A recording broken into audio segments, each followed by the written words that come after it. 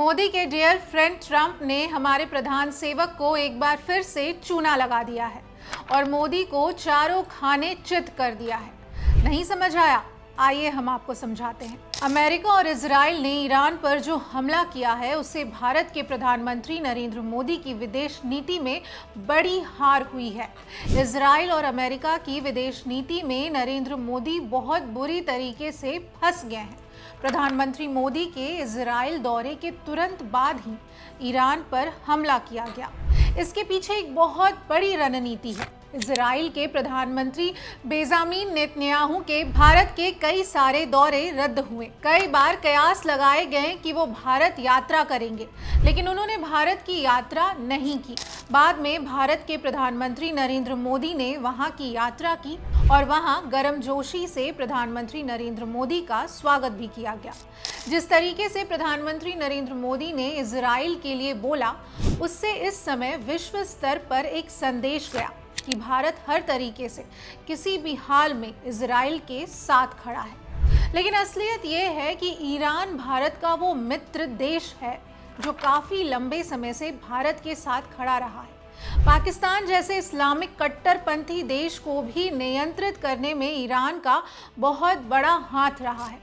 मोदी को इजराइल की संसद में सम्मानित किया गया और जैसे ही मोदी इजराइल से वापस आए, उसके तुरंत बाद इजराइल और अमेरिका ने मिलकर ईरान पर हमला कर दिया।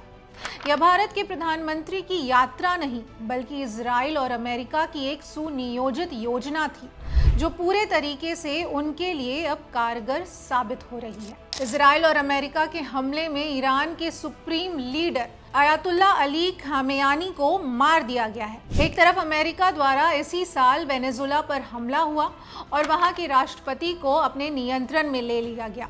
दूसरी तरफ अब ईरान में हमला और वहां के सर्वोच्च नेता को मार देना। लेकिन अभी तक इसके ऊपर भारत की कोई भी स्पष्ट स्थिति नजर नहीं आई है। क्या भारत इन दोनों ही हमलों में अमेरिका के साथ है? क्या वो इस हमले में इजराइल के साथ है?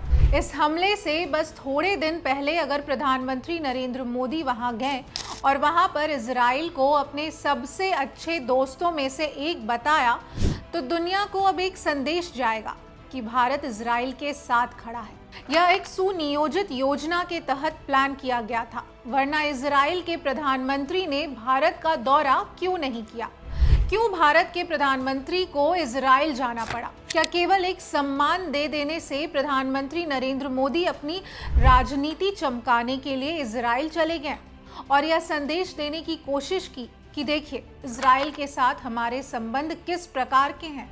लेकिन उसकी वजह से अब भारत की विदेश नीति की बहुत बड़ी हार हुई है। यह कहानी केवल इतनी नहीं है। इस कहानी में इजराइल और अमेरिका की जीत हुई है और भारत की विदेश नीति की बहुत बड़ी हार। भारत के विदेश मंत्री एस जयशंकर और भारत के प्रधानमंत्री नरेंद्र मोदी की हार हुई है। केवल और केवल अपनी राजनीति चमकाने के लिए उन्होंने देश की विदेश नीति को बेच दिया है।